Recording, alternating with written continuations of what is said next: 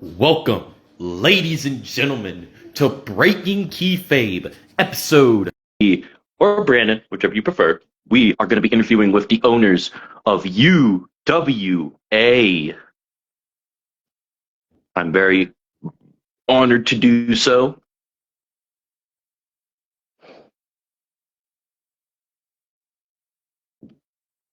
I'm ready for this, ladies and gentlemen. It's going to be epic. Get to learn about the history of UWA. I sent you an invite. There we are. Titch is here. Now we wait upon Lucian and Chris Cannon. Can you hear me, Titch? I can hear you. Cool. I sent you an invite, Lucian. If you got anything, if you need to, you may have to send me one. Hey. Who is this? So Chris is here. Now we're just waiting on Lucian. Ooh! Oh my gosh! Everybody's here. This is like my biggest live with this part of the podcast, Breaking Keyfabe. This is an honor. Can you guys all hear me? Can you guys hear? I can. I don't know if the other two can. Hello. I can, but I'm trying to figure out how to get my camera on. On our screens, you'll be able to see your camera. But it usually won't let us see each other's screens. But if it does, you guys are lucky. I guess mine just has bad luck. But there should be a way to turn on your camera. I'm not sure how exactly. I usually have my camera always on, so I never really had to deal with that. But it's good to have you guys here. Yeah, it's nice. There you go. Thanks for having us. Thanks for having us. I think, of course, this is a true honor for me that you're even giving me the time of day. I tell this to every single one of the person that come on Breaking Keyfabe. This is such a true honor that you guys even give me the time of day to tell your story, talk to me, and today, this is going to be about UWA. Not saying I would not love to know. Who'd we lose? Oh, you lost me. I think we lost Titch. You've lost me. Why? Oh, you're back. Lockdown is back. I don't know what's going on. It could just be Facebook being Facebook. We sometimes have technical difficulties, and as I like to say, technology is never our friend. Yeah, I think it's Facebook being Facebook. I think I'm back now. Indeed. And I do want to say, as I was saying, not that I would not want to know about your guys' individual careers, but today I have stuff for UWA. But I would love for you guys to have a time where I could get you on each separately to talk about your individual careers one day. Yeah, and those fun blowers. Yeah. Welcome Dagon, welcome DJ B, welcome Rob Galbraith, and welcome Hunter Ellis, who is a wrestler on this side of the world. He's a great talent. You should check out his stuff. And we are here with the cast of UWA, the owners, 3 of the 4 owners. We have Chris Cannon, we have Lockdown, and we have Lucian Graves. Yo. Yeah. Hello. Has Gaz got his microphone muted? I think Kaz has his stuff on what I see on mute. I think he has the mute button on right now. Sounds like guys. DJ B says hello everybody. Rob says hello guys. Hope you guys are doing well. And Olivia says hey, welcome Olivia. Hello, guys. I'll say hello, everybody, instead of going through each person. Well, welcome, Mr. OK. Are you with us, Chris? Hey! Hey, he's back. I hear guys. Will you get me the plug for that, please? All right, we think we're ready to get this rolling, or do you guys still need time? I'm good. I think we need to start now before Facebook is Facebook. So these are questions I have for all of you guys. I would like to hear answers from each one of you. I will point out a person, then we'll go from there. Welcome, Severus Crowley. Welcome for Breaking Keyfabe. And my first question to all you guys is, what inspired you guys to start UWA, and what's the goals did you guys have in mind? We'll start with Lucian Graves. I didn't really have any one thing in mind. I got asked by Lockdown and Chris Cannon if I wanted to join on. They Okay. came to me and pretty much said, "We have an idea for a promotion. Would you like to come help?" Being very good friends of both of them, I accepted. I'm glad that That's you're fine, with that's them, it. and I'm glad you get a good group of people around you. Yeah. Chris, Ken, if you want to say? Yeah, I didn't actually want to start a promotion. I was pretty much done as an in-ring performer, but I got taught. My plan was to open up a training school, which we've got. It was Titch that wore me down into starting a promotion. I didn't want to actually do it. Sorry, Okay. It was Titch and my partner Kirsty. It was Kirsty that was the main one that was pushing us to do it. I point blank did not want to do it. Titch was in my ear, and every single night we come to bed, Kirsty was like, "Oh, you should do it. You know you love it. You should do it." I didn't want to do it.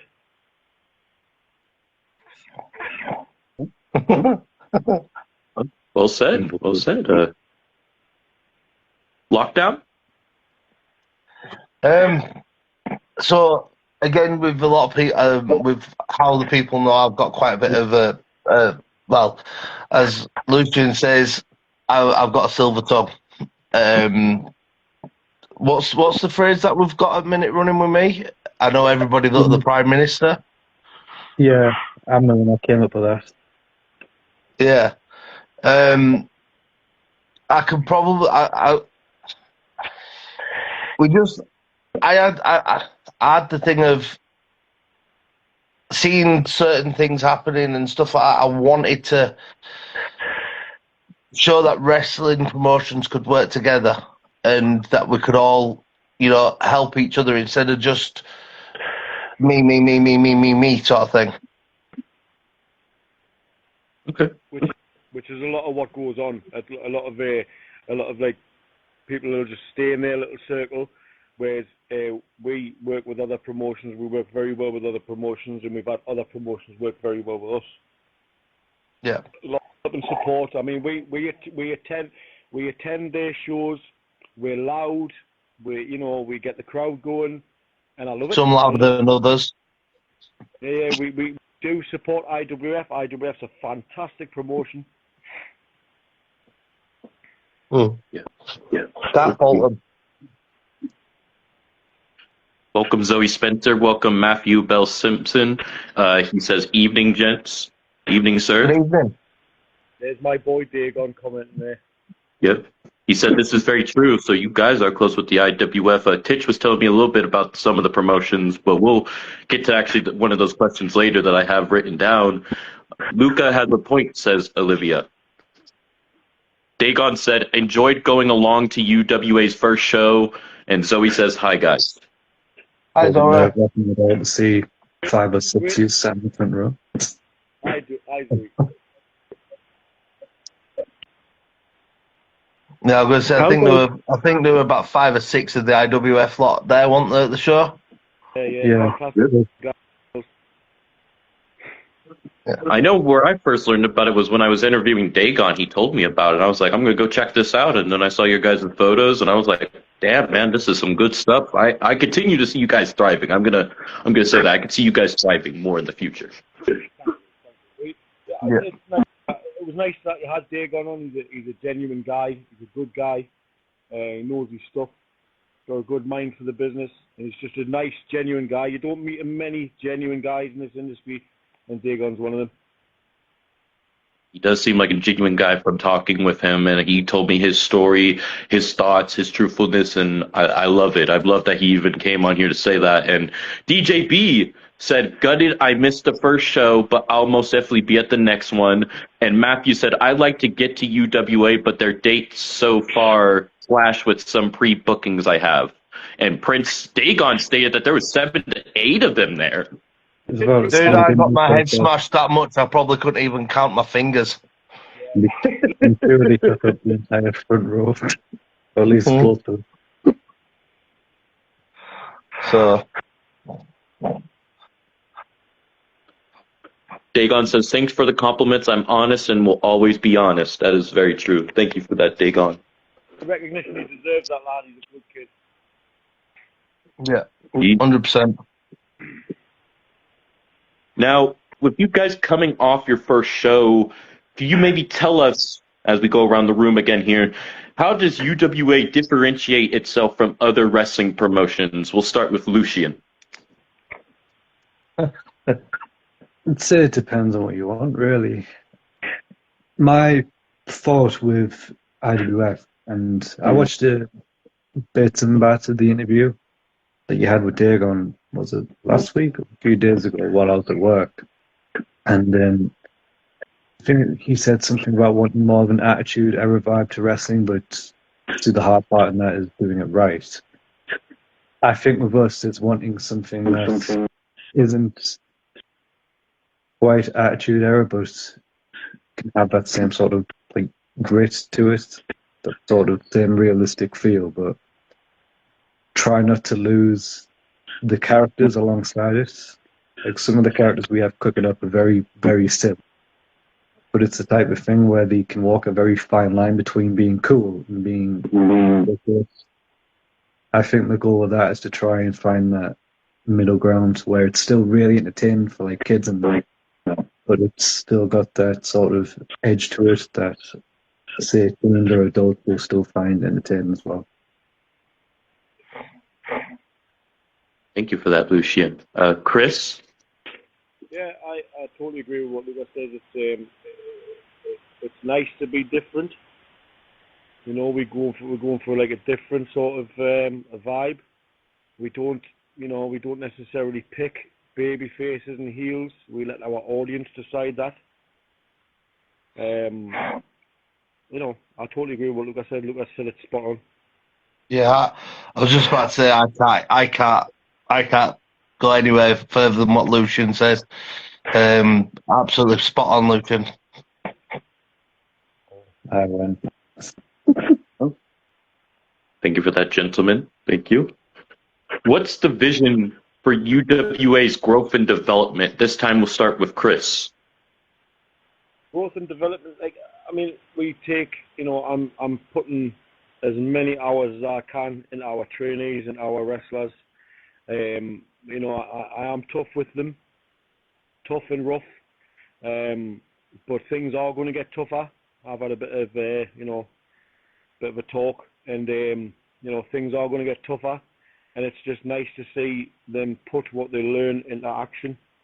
They just need to be more of that. I need more aggression from these kids. Understood. Lockdown? Yeah, I think that's. Have you done that from the training side of things, there, Chris? Yes.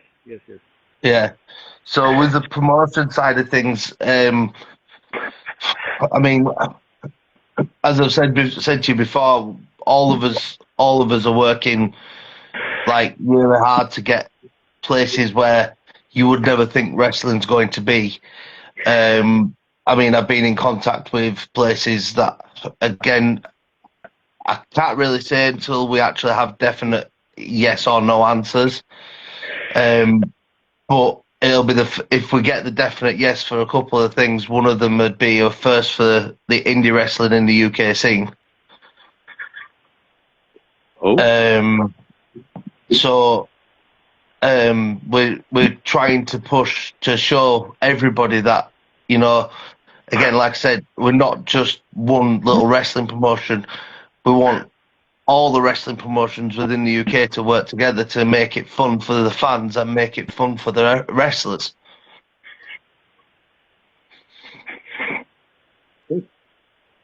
Well said, sir. Well said. Lucian? I can't really add much else other than just echo what Gaz and Titch have said, really. Understood. It's not been sort of my place to be the lead on training or business, more just helping out when, where, and if I can, really. Okay. Thank you for that. How is decision making split among? Because I have 3 of you on here, which are the owners, but technically there's 4 of you. How does that decision making work? We'll start with Chris. Getting there. We've had a little bit of teething problems, a bit of back and forth. It's been entertaining, but we are getting there. We are getting there. We are learning each other's roles. We are learning who's best at what, and it's just give and take. And it's also with me being, a 25-year veteran, it's me letting go and trusting in other people a little bit. Well said. Thank you for that. Lucian? Talk about the previous show. What? Say that again? We're allowed to talk about the show just gone. I feel that would be a better way to start, from my end. Anyway. Go. So the running order, like the order the matches came out in the matchups themselves. So a majority of the matches on the show were an entire sort of group decision, like who was against what, this is happening then, certain spots, taking the yes or no and things like that. But the process of it was we had the initial plan of who we wanted in the show, who were the definite yeses, who were the maybes, and who were we'll think about kind of things. Then it came close to the actual show date. So things like the numbers for who came out in the Rumble, things like that. We tried to keep somewhat of a consistency to it, but the hard part was getting everyone in for it to make sense. But in terms of where the matches were actually played, like what was first half main event, what was the opener for the second, what was the first match itself, I'd say that was agreed upon between all 3 of us. And then things like time limits, and if, say for example, a tombstone was the finish to the first match versus the second, it was left between Gaz and pretty sure. As far as I'm aware, Gaz had the final say on some of the bumps. All in all, everything was a group decision, depending on how major or minor it was. That's understood. Is there anything else you'd like to add on that lockdown? Again, Chris Cannon said and Lucian said, it was all split decision. There has been, like Cannon said, there's been teething problems, there's been heated discussions, there's been this, that, and the other, and then we all sit down and go, look, we're all friends, we need to talk about this. We sit and we talk about it, and then we work it out from there. Everybody has teething problems within the business.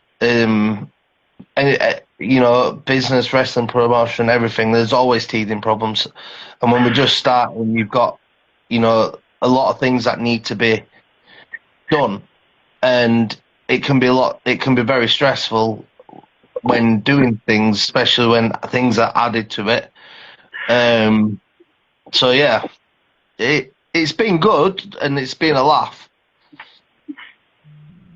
That's good.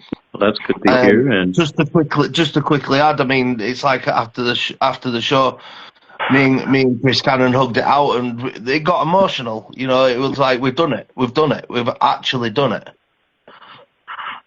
I'm a big guy. I don't mind admitting I cried. I did cry. You nearly got me crying. Yeah. Real men cry. Real men cry. When it's put on paper and the matches go out, this is why I like to use Kirsty for this, because Kirsty watches the show as a fan, and then she comes back to me with feedback.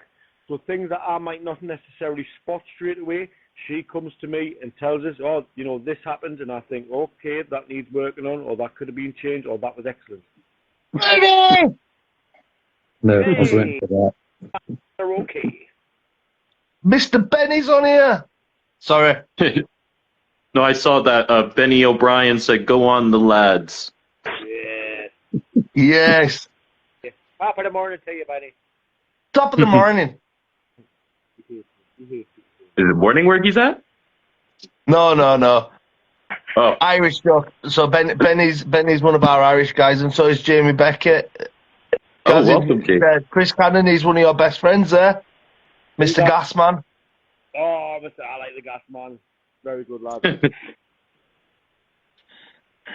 Is he called the gas? But does he like wear like a gas mask or something? He does. He does. Oh, well.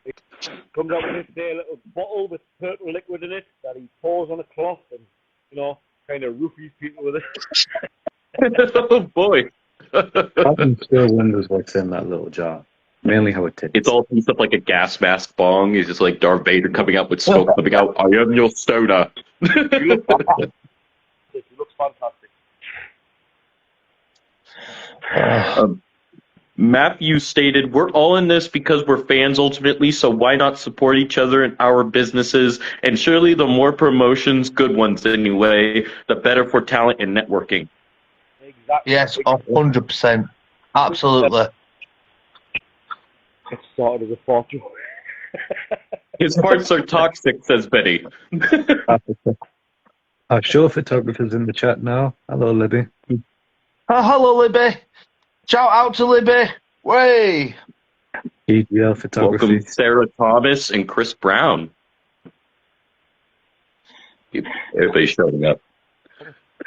Now, how do you handle business and financial aspects of running a UWA? If that isn't a business, I'm not trying to pry. We'll start with, lockdown. Sorry. Who are we starting with? You. Me? You said lockdown? Well, Lucian is our treasurer. He deals with the money, the aspect of things. So I'll pass that on. I'll delegate. Pass the ball. All right, Lucian. So, if it's the money aspect, then not to dig, but from my screen, lockdown's above me, Chris Cannon is here. These two are very bad impulse spenders. Impulse spenders. Do you mean like they spend a lot of money all the time? No, it's like if you could see a very, very good piece of equipment that isn't really in the budget and be like, oh, we need that, but we can't afford that. Yeah. Oh. So to sort of avoid that, I handle the money. Yeah, I will see something we need and go for expensive and quality, and she'll try and cut corners, but But when it comes down to what we actually buy, though, it is, again, we do try to keep it as a group decision in the idea that we can't afford the thing that's all shiny, glitter, and gold. So instead of just saying, no, we're not getting it, let's try and find a compromise. What are the needs most, and what can we get later?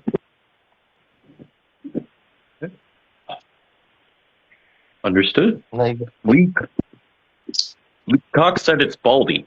I don't know who he's talking to. Lee Cox. It's Lee. Chris, it's Lee from Steam Rally. It's White Van Lee. He bought me Haribos. Welcome, Brian Chaplow. The Imperial referee is in the house. Evening, guys, he says. Referee. Good evening, Brian.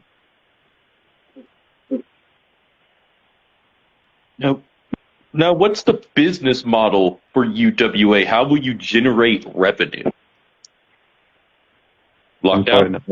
I'm pointing at lockdown. I'm pointing the lockdown too. Right, what are you doing?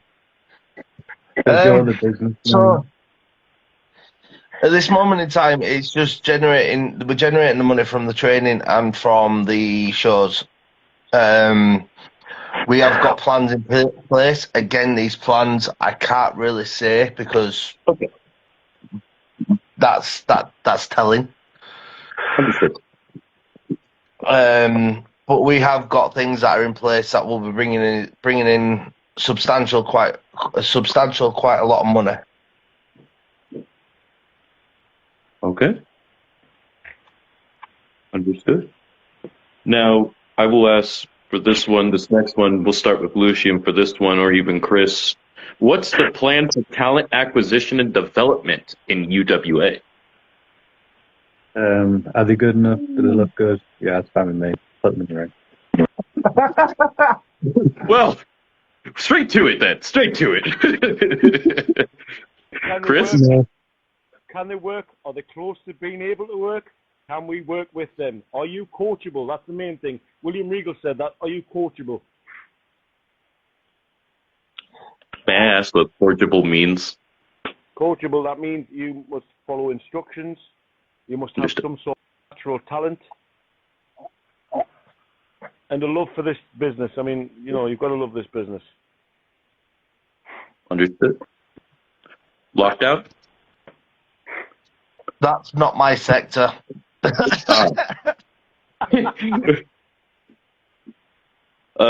Lee says charge does that mean pound 50 a ticket? Yeah, that is £50 a ticket. Okay. I'm still getting used to the stuff like that, so my apologies. Get your words out, Titch, says Lee. Dang. I'm going to slap his big Dumbo ears.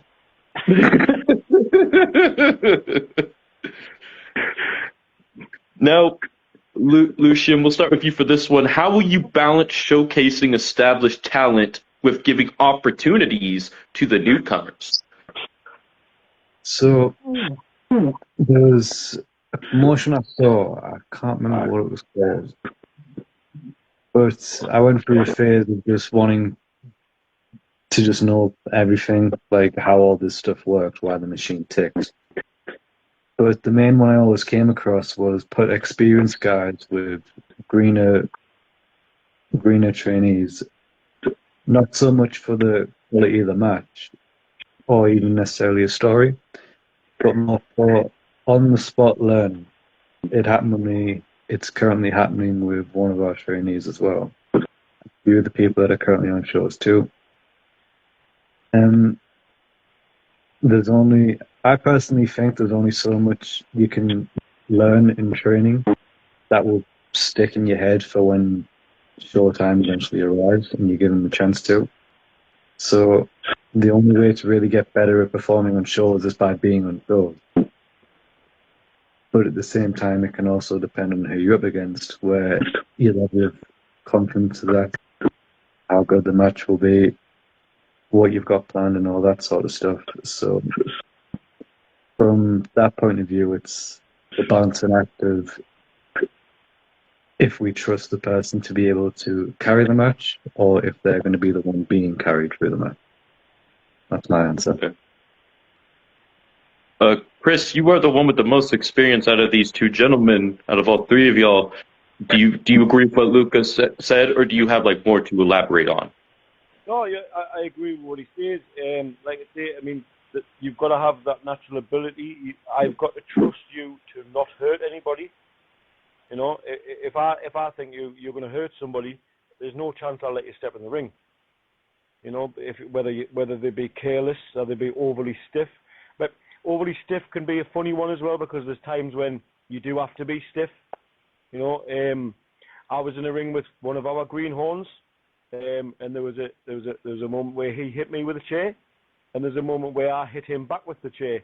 And right there, you can see the difference between greenhorn and veteran in how hard we hit each other with a chair.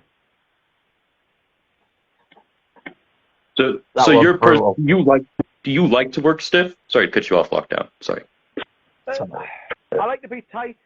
And I do believe there's certain things that should be done heavy-handed. Like a clothesline, I don't think you should be weak with a clothesline. A chop, I don't think you should be weak with a chop. But when it comes to like a punch in the head, I won't straight out, punch you in the head. I'm going to tap you. But certain things do need to be stiff, rough, tough, tight. Understood. Lockdown. Lockdown. I had a bit of a bad reputation previous for being too stiff. Being a bit of a bully maybe. So I had a reputation for that for a long time. It's took me a while to get away from that. I do teach our lads to be tight but not stiff. Understood. Well said. Lockdown. You have anything you'd like to elaborate on those? Again, it's not my sector. I don't deal with the training aspect of things. But with what Chris Cannon and Lucian are saying there, it is 100%.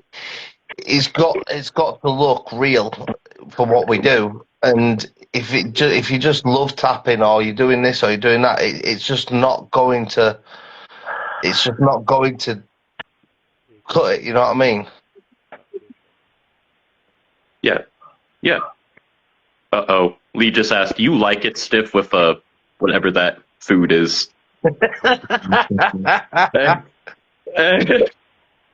What sector do you actually have, Titch? Oh God! So I deal with getting the talent in, and what I do is I'll sit with Chris Cannon and Luca when I get videos or pictures of said talent. We then do research on said talent. I book the shows and go through the rest of the things again, we all sit down and we go through it together. Once I get the nod for things, I then sit down with them and go through it all. You are the booker, Titch. That is your job. You are the booker. There you go.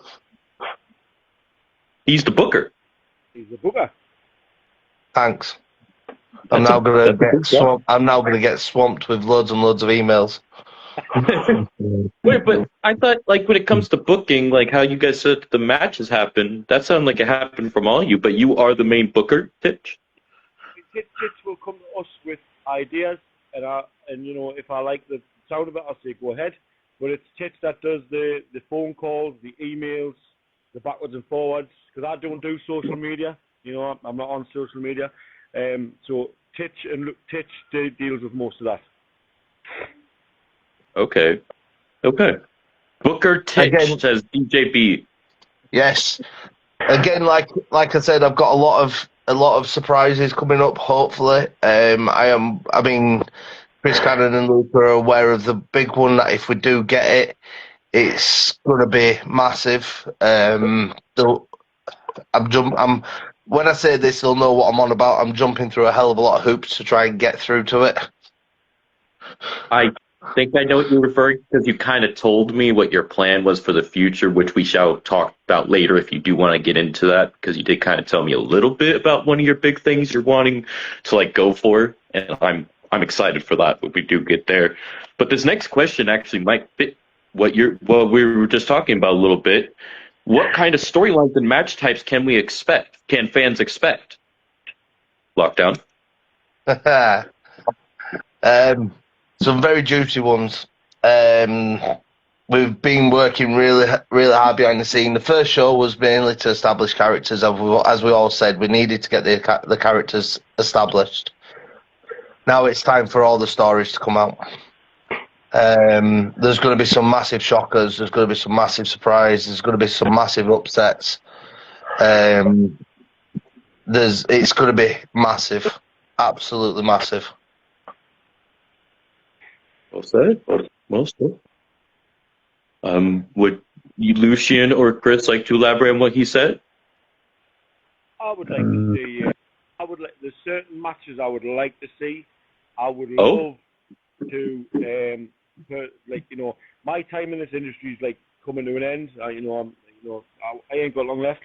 I would love to step in a cage. Wow. Well stated. I think you still have quite a career ahead with the training that you're doing, because usually people that train, help train, usually are around for a good bit, but I think you're wanting to pass the torch to the next generation. Yeah, I expect UWA to go on long after I've gone. I mean, I will always stay and coach and consult, but in terms of you know, an active pro wrestler, you know, I've got a lot more time behind me than I have in front. Well said. Lucian, would you like to elaborate on what they said? Again, when it comes to the stories and other mishaps on shows, I don't really have a play in the stories, more just who are in what matches and if a story develops alongside that. I personally, I don't know if anyone else would agree with me at all, but I personally think that not every match needs a story to it. Sometimes they can just be exhibition matches just for the sake of it, just to see how these two pair up, and if a story builds from that, then cool. If it doesn't, then at least we know in future that wrestler A and wrestler B work well together if for whatever reason they were in a story later down the line. Right. Okay. Can I just quickly do a bit of a say here?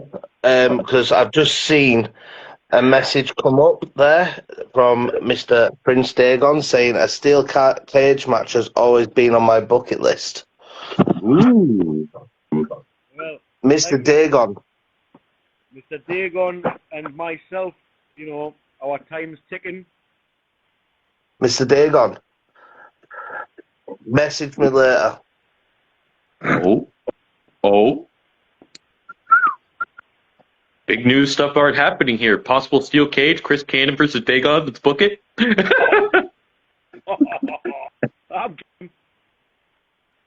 Oh, it's okay. Let's make it an electrified cage. You know, it won't hurt. I'm done for that. Oh no. Matthew I just knew brought you'd up, be hello, down for Hannah. it. She made any pies recently? I knew you'd be down for it, you sadistic git. God. I heard about Hannah's pie. I heard the joke. Jack Juan Walters is here. Joke. Is this one of your guys' friends? Jack Juan? I don't know. Oh, okay. You called out Big Man. You got called out, Big Man, says Lee. Oh.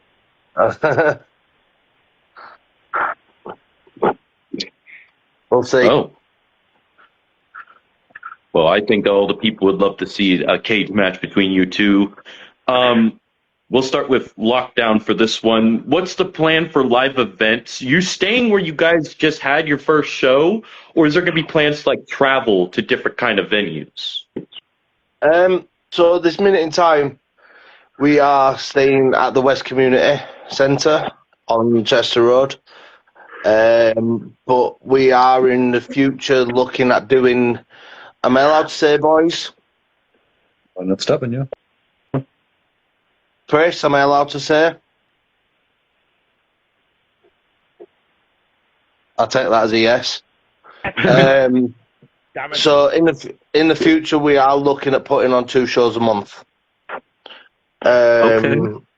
One's going to be there's always going to be one show at the West Community Centre, and then we're going to be looking at going outside to other venues. We have been given an offer, which we are going to take for a while, but we have been given an offer to go on a full tour for a year. Silver tongue bastard. Sorry. Okay. Everything good, Lucian? Yeah, I don't know if we're allowed to swear on this. I do apologize if not. No, you're perfectly fine. Chris, do you have a place that you would like to travel when we were talking about venues? Is there a place that you would like to travel with the UWA? Yeah, I would definitely like to take our show on the road. You know, once our guys are a bit more experienced, we've got an established roster. I would like to go on tour. Maybe it's like 6 weeks, a 6-week tour. We'd do, I would like to go to. We'd start off at the bottom of the country and work our way up, end up in Scotland.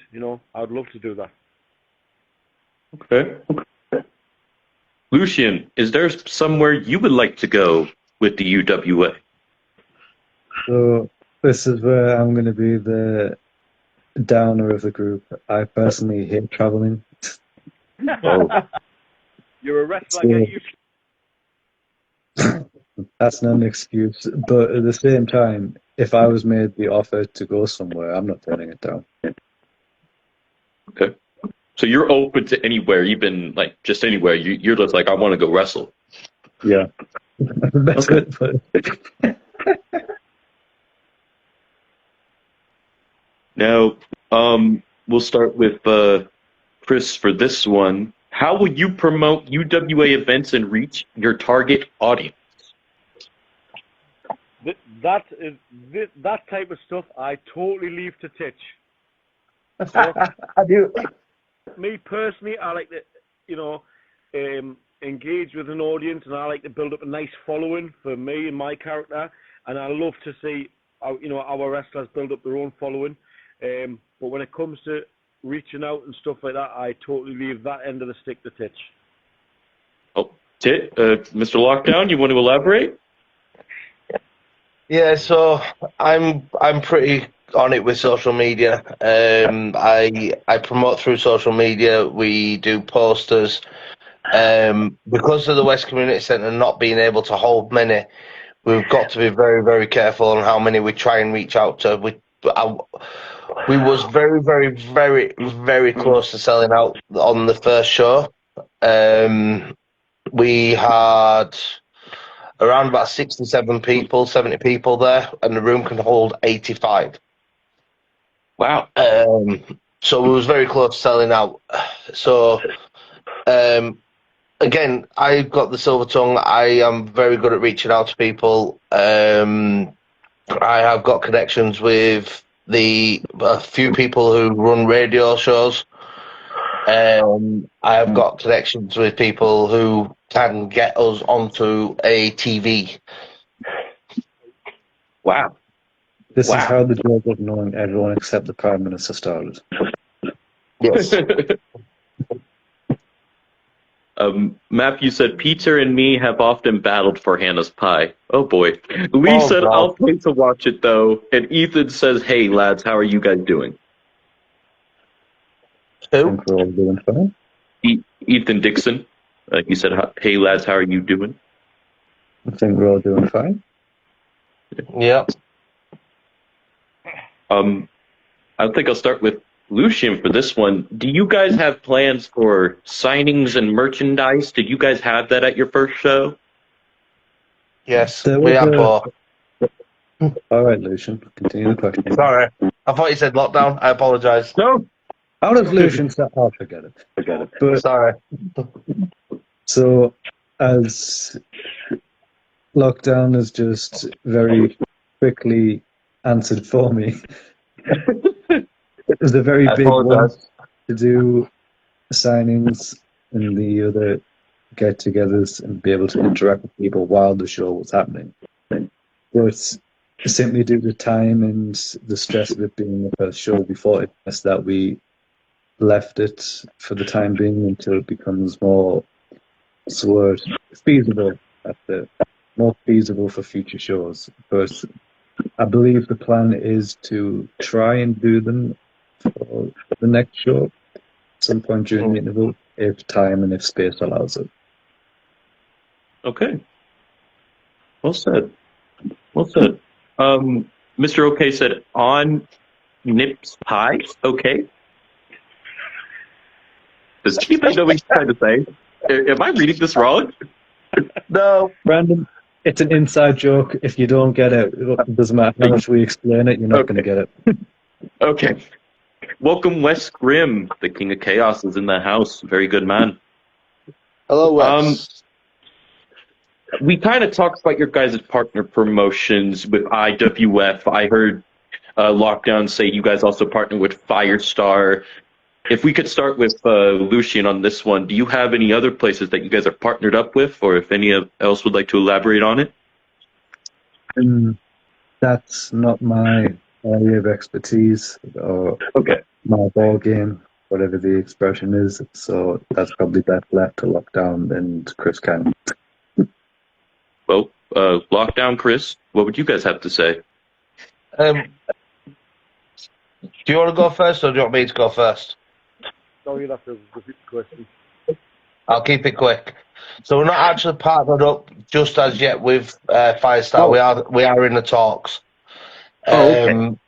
We are working very close with a few Irish boys. I don't know if I'm allowed to say the promotion on it because I haven't been given their permission.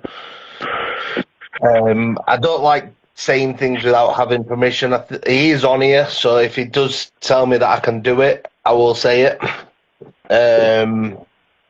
We are in talks with IWF. We are in talks with, because I can see Prince Dave on here. He won't mind me saying it.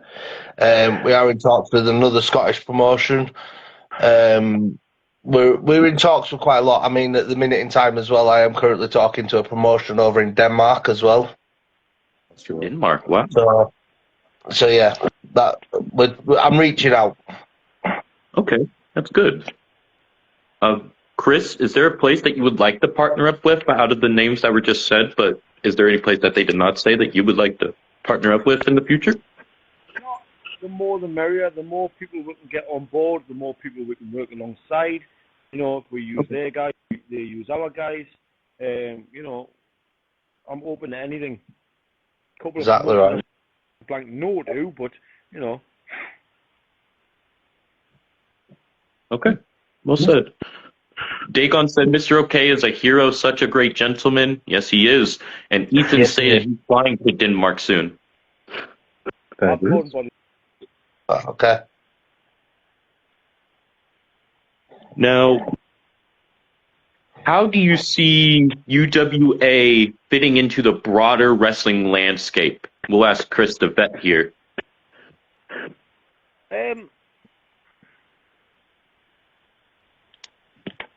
Sorry, you'll have to repeat the question. Oh, no, you're good. How do you see UWA fitting into the broader wrestling landscape?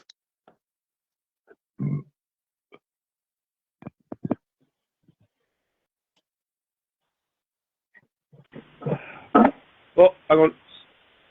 I think I've gone off. Does somebody speak so I can hear you? You're We're really still building the front here, Can you hear guys. us? No, it went totally off there. I didn't hear a thing. Yes, We can hear you. Building the suspense. I couldn't, like I say, I couldn't hear nothing, so it totally went off there. Sorry. Oh, no, you're all good. I was saying, how do you see UWA fitting into the broader wrestling landscape? Yeah, I think we will fit in quite well, and I think you know, other places might look at us and think, you know, we're quite different, and you know, we just try and be different, but stick to the fundamentals that are professional wrestling. Okay.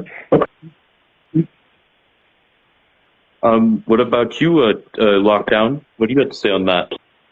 Exactly the same. I mean, like I've said before, we found a niche within the market, and that's what we're going to do. We're basing ourselves on a certain kind of character basis. We're letting fans pick the heel, the face. We don't necessarily have like definite heels or faces.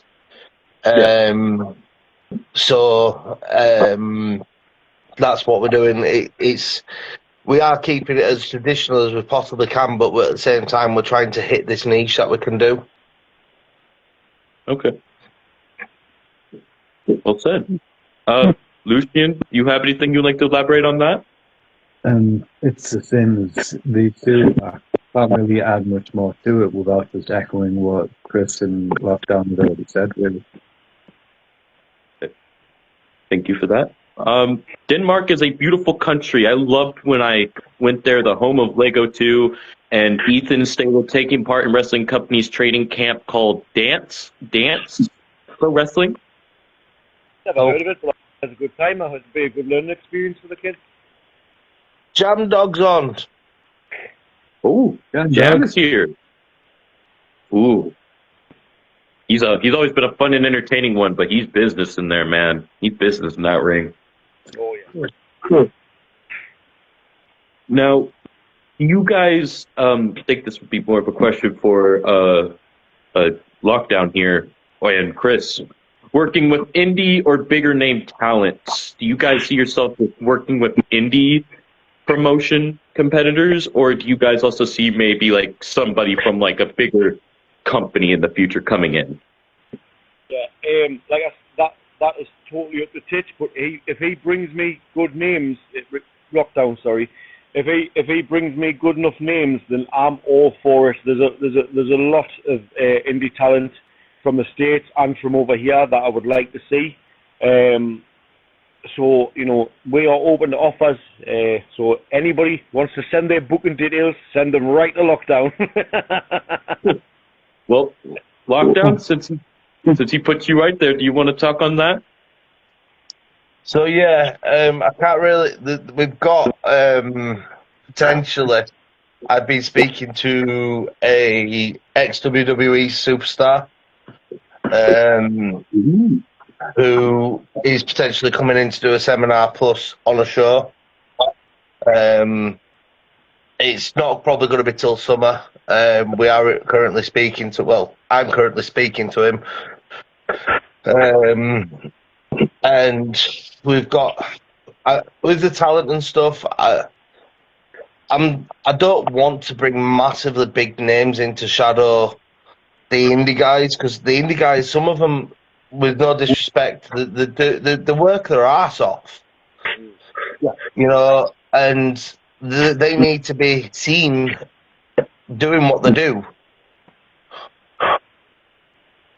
So, but like Chris said there, I'm exactly the same. I will quite happily, somebody comes up to me and shows me what they've got, I will then pass it on to Chris and Lucian, and if they say yes, then I'll go ahead with it. If they say no, then it'll be a no.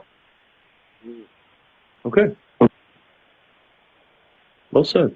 Jam Dog's here. He said, "Good evening, gentlemen." And MCW joined us. I think they're a wrestling promotion. MCW. What? MCW. That's what popped up. It was just like a green picture, and it says MCW. I would assume that they're a promotion by how the name is. Nice. Yeah. I think this is actually a question you guys may have that you guys can possibly all answer. You guys may look at things differently. What challenges do you anticipate, and how do you overcome them? We'll start with Lucian. It can Be nice. It can depend on what the issue is. You know, sometimes during maintenance, it could be a bad stage, could go for, but I'd say the main goal when it comes to any challenge that's goal related or business related is to deal with it professionally, you know. From what I've personally seen and personally heard, that's the main thing that seems to get lost down the pipeline when trying to deal with issues, is going personal with issues that should have stayed professional. Okay. Chris, do you have anything you'd like to elaborate on that? Yeah, I think he brings up a good point that the main thing is to anticipate anything from from problems with the talent, from travel problems, from ring maintenance problems, from health and safety, stuff like that. People just trying to throw spanners in the works, as we call it in the UK. We're ready for it,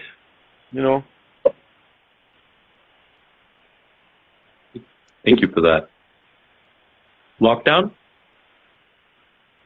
Same thing. I mean, I'll bring one of our guys that works with us up, because a lot of credit goes to him. Mr. Gold is a very good friend of all of ours. He keeps us sort of right sometimes, doesn't he, guys? Yes. Yeah. Some of our tempers can get a little flared, and I'm the worst for it. I'm a bit of a hothead, and I need that calming blanket. Whether it be Mr. Gold or whether it be Kirsty herself. Kirsty's very good at making sure I don't lose my, I don't lose my temper. Or Mr. Gold's pug. Yes, Mr. Gold's pug. You just give me his pug to cuddle and I'm good. But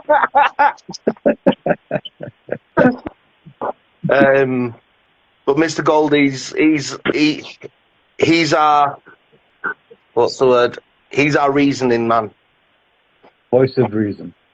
That's the one. Thank you. Well said. And I know he posted up for you guys on UWA. Like he posted the match card, and looks like he's a part of your guys' management team. I would imagine. Yeah. Yeah, he helps with our creative direction. He's got some good ideas. So like we Mr. Gold will give us his rundown. Kirsty, my partner, will give me hers, and then I take all this on board and I approach the other guys with it. Most of what we learned can be from a character point of view and trying to portray the characters that were meant to be in the ring across to the audience. A good chunk of it, if not most of it, helped some of us, as even say all of it was learned from Mr. Gold himself. Well, credit to Mr. Gold. Thank you, Mr. Gold. Wonder if he'll ever pop in here. We might see him in the comment section soon. Unfortunately, he works till midnight. Yes, time difference, right? Time difference. Roma says, "Hey, Kirsty Renison, hun, how are you?" Chris has Miss Kirsty's phone, I think. Hi, Kirsty. Hi. Welcome, Alfie Jackson from IWF, and hello, Taylor. How are you doing? Now, if I could go around here with this one, I think this is one you could also all answer. How will you? What's the most exciting part about starting UWF and bringing it? I mean, UWA. Don't even know where UWF came from. UWA and bringing it to life. We'll start with Lockdown. I mean, it was, again, it was a difficult thing because obviously it was training academy, promotion, this, that, the other. We've had a lot of, like I said, ups and downs. We've had a lot of brick walls that we've all had to smash through to do what we're doing. To see the first show go on, like I said earlier with me and Chris Cannon, it got really emotional to see it actually happen. It was definitely a massive highlight. It was like we've done it. We've actually seen it happen now. So yeah, it was definitely a good sign for that. Okay. Lucian? For me, it was when me and Chris Cannon went down to Birmingham to get the ring. So was it auction we bought the ring on? No, Kirsty sorted it out. Western Rings UK. We That's sorted it. it out. Yeah. So Kirsty had tracked down a ring that was within our budget. The only issue we had would be collecting it. So me and Chris Cannon, I believe it was Chris who rented the van. Yep. We went down to Birmingham and collected the ring together. And within one day, we went from having no ring to driving back at 9 o'clock in the morning and having a ring. So in my head, that was when things started to go from just a bit of fun to a hobby to serious. Like, this could actually happen, and now it is happening. Well said. Well said. Chris, would you like to elaborate on that? No, I think the lads have covered everything. Sorry, Alfie Jackson's making me laugh. Yeah, the lads covered everything. I think it was good for me and Lucian to go down to Birmingham to pick up that ring. It's a good ring. It's an old World of Sport ring. It's had some famous arses bumping that ring. We've had a few problems with it, but it's all sorted now. It's a fantastic ring to bump in. So the worst part of that trip was when we stopped at the club. Service Travel station. What? Yeah, service station. That's it. And Oh, we walked. We'd had something to eat. We'd had some breakfast, some lunch, whatever time it was. And on the way out the door, we walked past a stand of biscuits because it was around Christmas time, maybe just after. And there was a row of three shapes of cookies that were called Tremendous. And he pointed it out, and I wanted to put me through the thing. It's that word just seems to stick with me. So that's why we called our first show Tremendous, because it is pretty much the word out my I see something successful. Tremendous. Can I just add on to what these guys have said here as well? yeah, go for it. Go for it. When the belts arrived. When the belts arrived, that's when we knew it were real. Yeah, those are fantastic. Absolutely fantastic craftsmanship. Did you guys customize these belts, or did you guys have somebody do it for you? I think lockdown brought me some concepts, and we went with certain ones, and they are fantastic. They're beautiful belts. I think Well, Muhammad Luckman, amazing with championship belts, says Dagon. Yeah, he was the guy that made them. Oh, really cool. I think one of the reasons for the color scheme of our belts was that in, say, like just a part of belt designs, like say if you just got a bunch of belts and land them up on a table and we're asked to name which was which, at least in our region of the UK, we don't see, but we see very elaborate, very beautiful designs. But at least up until that point when the belts had arrived, I'd never seen a silver belt, like one where the main color scheme was silver over gold. So I think that was one of the reasons we decided on the color schemes that the belts currently sport as well. Yeah, they also, like Dagon just said, they made belts for IWF and for Dropkick. Beautiful belts, fantastic. Tremendous. Very much indeed. They have very nice belts. And your buddy Benny O'Brien said this: from my own perspective, working with UWA, it is a place that welcomes everyone and makes sure their fans get entertained.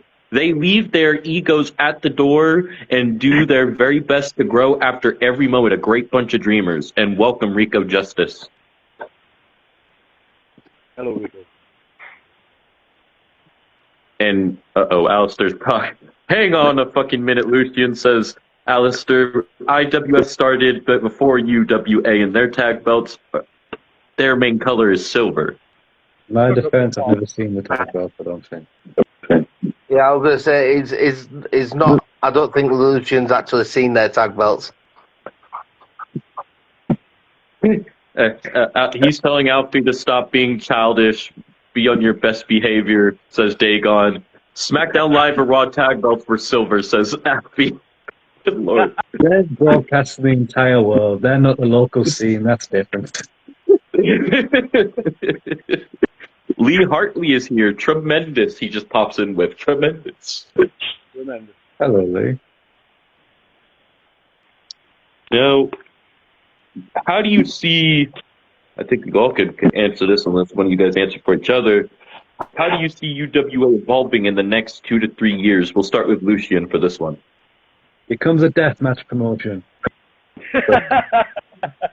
Damn! Shit, man. So we need that barbed wire, we need that light tubes, we need the iron tables. Go on. Yeah. He wishes. I would. Yeah, I wish. I'm a big fan of the hardcore wrestling in the deathmatch scene. But being realistic and putting my fever dreams aside, I think the hope mainly is to sort of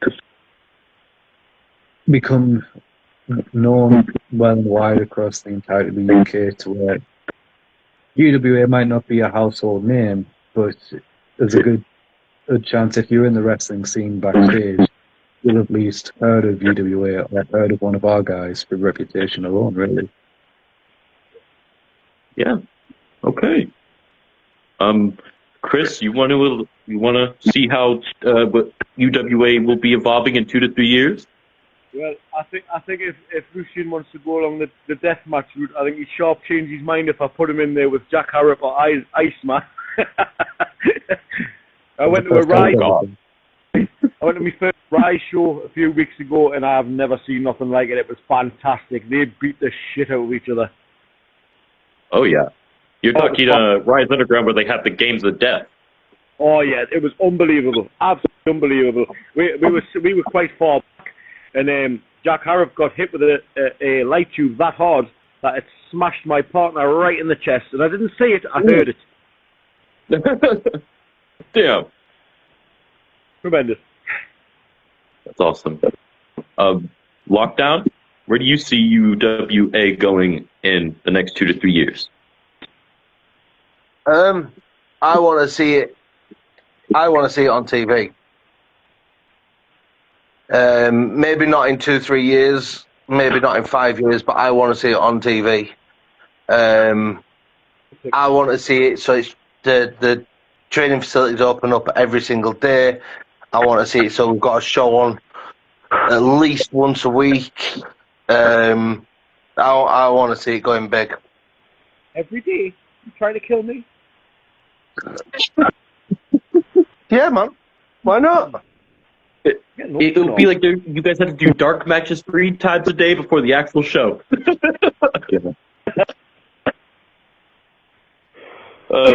But this is the second time you brought up TV, and one of my questions was legit. Are there any plans for UWA to have a TV show or streaming? And you said that you were in talks with people about possibly doing this. Do you guys have like a certain station you're wanting to be on? Again, that's left for lockdown. He knows everyone except the parents. Yeah. Whoever would like to answer. That's So as I've said with the December thing, I'm gonna tease it. There's something happening in December. There's something big happening in December, which I am currently working on massively in the background.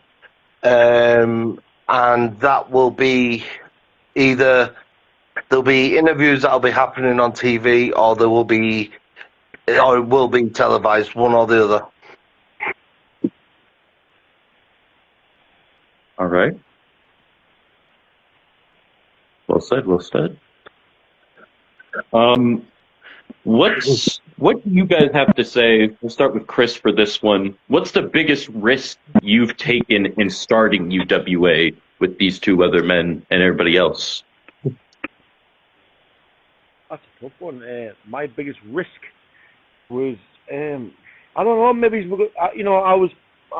I was pretty close to being done as a performer, and I've promised these guys that I'd stay, for I've got a while yet, but the biggest risk to me personally is my health. I've done this for a long time, and I do suffer every day because of this, but I love it, and I'll do it all over again. Well said. Thank you. And thank you for what you do in the ring. Lucian, what would you have to say is the biggest risk you've taken in starting UWA with these gentlemen? The idea of it was very daunting, like being part of a promotion, but it being more than just a hobby. Ideally, like my dream is for this to become a full-time job. Okay. But when first starting out, it was very, I don't know, it was a kind of like, it was like a hole where it's like this can either go very well or very wrong. And I'm praying to God that it goes very well. Heck yeah. Lockdown? Exactly the same as the boys. It was either go big or go home. You know what I mean? And it was like, right, we're going big on this. Let's just hope it works. A lot of time's gone into it. A lot of planning's gone into it, and to see it fail, I think that had just destroyed us all. Okay. I would have took my boots off and swore in your ring. Pardon? I would have took my boots off and swore in your ring over a live mic. Oh boy. You guys can get some Chris cancel on Cannon, TV. behave. Sorry. At least no cancel culture is around, right? Yeah. Was that a thing in the UK?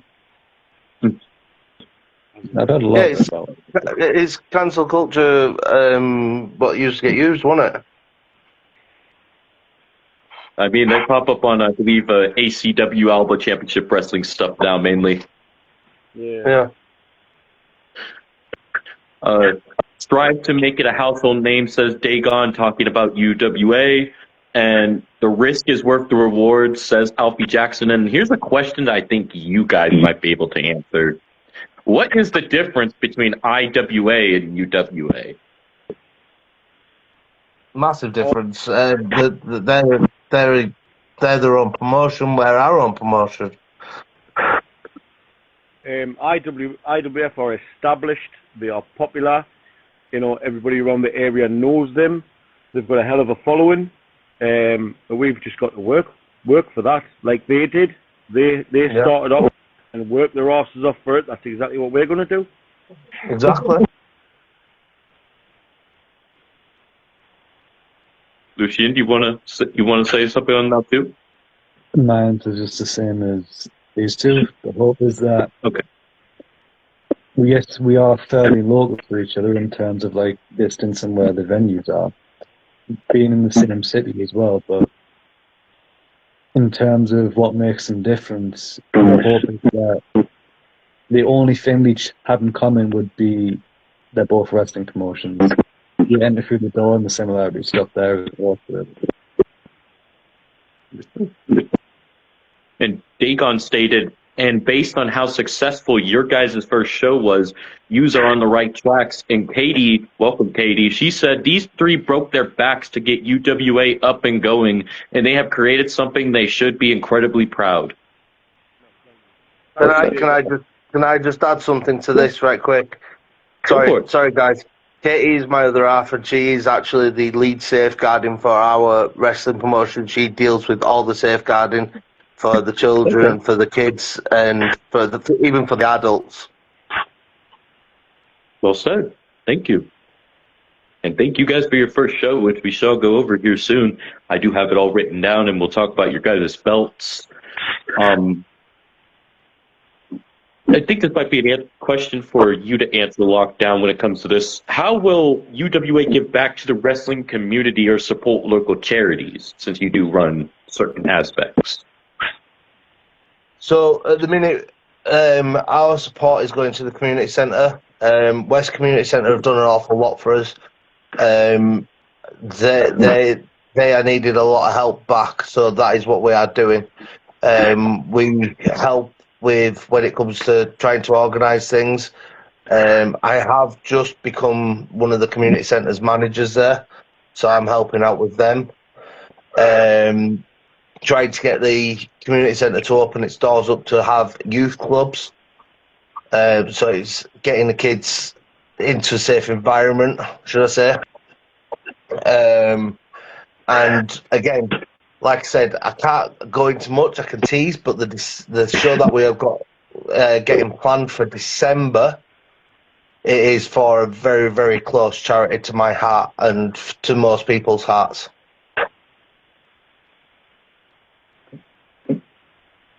Thank you for that, and congratulations on that too. What's the most important aspect of UWA's identity? We'll start with Chris for this one. The most important part is, that we are entertainment. That is like, you pay your money to come and see our show, you will be entertained. There's something for everybody at these shows, and we do work hard to provide for, every aspect, whether it be true to wrestling or whether it be character based or whether it just be all out violence. We would tick the box for anything. Okay. Thank you. Lucien, what would you have to say on that? There's not much I can really add, to be honest. Again, it's one of those questions where I would just be echoing the same stuff that Lockdown and Chris have already said, really. Okay. Lockdown, anything you'd like to say on this? I can't say much on this. It's like Cannon said, we're there to entertain. But people obviously need to remember that while we're entertaining, we're doing something that we love. We don't need the sort of like, I don't know what the word would be, but we're there to entertain, you know, and we're there putting ourselves at risk doing this. As all the other wrestlers that's on here at the moment would agree with me, it puts a lot of pressure on your body. It puts a lot of pressure on your mind. I mean, that was my debut show, my first ever show, so that I've been on, and just from doing that, I was suffering for about 2-3 days. So you can imagine what professionals are actually doing. We're there to entertain. We're there to make people happy. Welcome, Leanne Bartholomew. Welcome, Angela Waits, and welcome, Leanne Debenham. Debenham? That's my answer. Oh, hi, Hi, Leanne. Leanne's the lady who's responsible for the train. Oh, well, that's awesome. Matthew stated... What? Sorry? What were we saying there, Lucian? Leanne's the lady who's responsible for keeping my little flocks tamed. She's your barber. Yes. Chris, how is your knee? Says Angela. Everything's killing me. Knees, I'm full of bruises. I can hardly walk. I mean, I'm still covered in bruises. My knee's all right, though. It popped out. I popped it back in. It's all right. Matthew said, 1, entertaining characters. 2, quality matches and repays the tickets. And 3, hot dogs. Hot dogs. Hot dogs. I want some hot dogs. What are you guys trying to do to me? Make me hungry? Weren't you trying to get us to all to try corn dogs at one point? Corn dogs. Yeah. So you guys like not like corn dogs, and then he got you into it? I'd never heard of them until he told us what they were. Obviously, Lockdown eats anything. I mean, I wouldn't eat that, but Lockdown will eat anything. Yes, I would. Hey, man, food is good. These guys put muscle on, I just put fat on. There's muscle in there. Somewhere. It's in hibernation. Yeah. Hibernation. Now, how do you plan to keep UWA fresh and exciting for fans over time? I think we'll start with Lockdown for this one.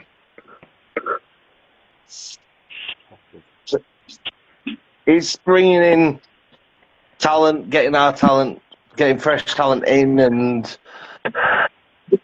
just making the shows something that people have never seen before. You know, like I said, you were going through the shows, the first show at some point. There was a spot in there where it was incredible in the Rumble. There were a couple of, you know, we tried to do spots where it entertains them. So yeah, keeping the stories going, keeping the fans happy, making sure something big happens, and just keep on networking. That is all it is about. Networking. Okay. Thank you for that. And before I do get down to my final questions here, I do want to go over your guys' show and the championships in your upcoming show. And your guys' first show was called UWA Tremendous. Tremendous. That's that word. And that was on February 28th. And you guys had amazing photos that Titch shared with me, and I was able to share them out, and I was honored to do so. And it was a shout out to EGL Photography, right? Yep. Yeah.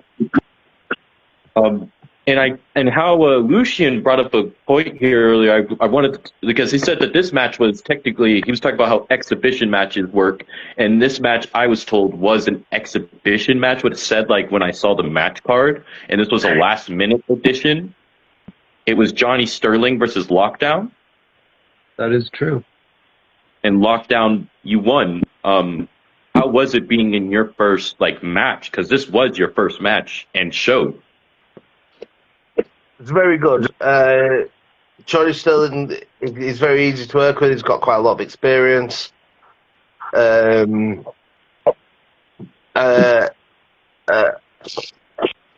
very painful afterwards. But yeah, it was good. And you also competed in the Rumble later that night, correct? Which we shall get to. I did. How was it competing in a Rumble compared to a singles match? Well, unfortunately, I didn't actually get to stay in that much because Johnny Sterling threw a Pringle can at my head. That was my idea. You guys wrote that into the script last minute? Yes, I did. Getting body slammed first time with Lockdown. Yes, I did get body slammed by Chris Cannon as well. How was that, being body slammed by him? You know what? It looked worse than what it actually was. Because when I saw the photos, you guys both look massive. No offense to you, Lucian, but these two just looked massive on their photos. In terms of height, I'm a little bit taller than Chris Cannon is. But Really? if we're talking weight, Chris Cannon and Lockdown both easily have around maybe 7 to 9 stone on me. Or if we're talking American weight, yes, I'm around. Try a little bit more than that. Yeah, I'm trying to be nice. You've lost weight since then. How dare I am 15. No, I'm not. I'm 15. Calling out people, are we? Yeah. I'm wider than I am tall. Yes, you're wider than you are tall. So I'm around about 6'1", and I think I'm in American terms. I think I'm around about 340 pound. That's a whole lot of ass. Whole lot of ass. A whole lot of ass. I was just intimidated by the photos when I saw him do it. I was like, I don't want to mess with these guys. They might kill me. Oh no, in training they take great joy in throwing me around, especially on German suplexes. Oh yes. Oh. Speaking of that move, who likes to receive them and who likes to make it happen to somebody else? Who likes receiving them? Lucian likes to receive them because he's a sadistic little twat. Yeah, Sorry. So you're good. But you guys want to talk about Lockdown's first match? Chris, what did you think about it being a veteran of the sport with the more experience between these three? What did you think about his one-on-one match with Sterling? honestly, it could have been better. There was issues there. I've been very, very, very hard on Lockdown lately. On certain things because sometimes he can get a bit carried away at training. So I'm a bit tougher on him than I am anybody else. Really, he gets away with nothing from me. But for his first ever match in front of a live crowd, he done fantastic. Thank you. Lucian, what would you have to say about his match against Sterling? I was more worried on if he'd get too excited, as Chris just said. It's not a bad habit, but it can happen. And I was happening to one of us, fair enough. Like, we all know each other, we know what his cues are for when he's getting a bit too excited, how to calm down, things like that. Or how to slow him down a bit.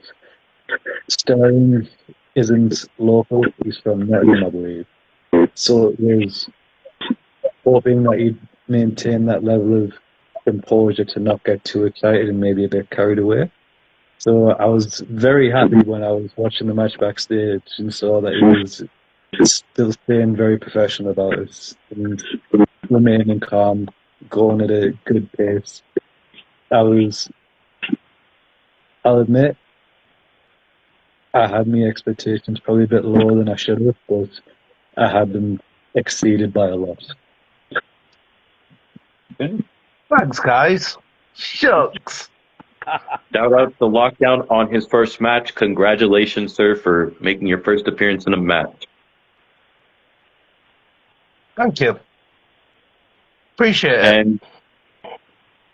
And you guys had another exhibition. I don't know if this was at that last minute or this was just one that was already booked for the card beforehand. You had Lottie. Did I say that name right? Lottie? Yeah. Lottie. Yeah. Versus Dolly Dahmer, where Dolly Dahmer walked out victorious. Chris, what did you think about this contest? Again, one of Lottie's, first matches on a show. Again, as a coach, I've seen problems. I've seen a few issues. That will be addressed with Lottie. But for how inexperienced she is, she done very, very well. Very well. I was very impressed with her. She was very emotional when she got backstage. Dolly Dahmer, however, does not get the credit she deserves for how good of a character and a badass she really is. That lady's terrifying. Yeah, she's scared the shit out of him. Yes, me too. Has he got the toilet? No?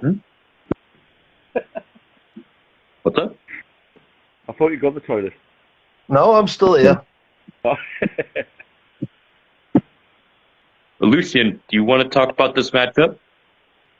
The same as what Chris Cummins just said. There were a few. Going into the match, she was unbelievably nervous before she stepped out of the company.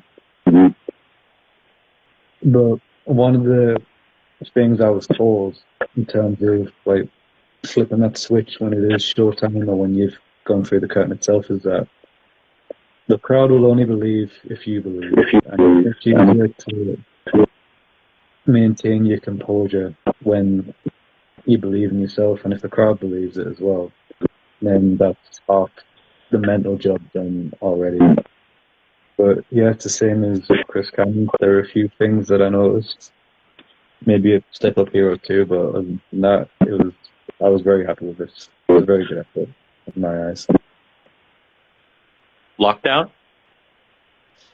Lottie's match was absolutely tremendous. She pulled off a lot of good stuff. I mean, I'm not a trainer, I'm not anything, but as a fan, from what I saw as a fan, she smashed it. When she came backstage, she was extremely emotional. She was.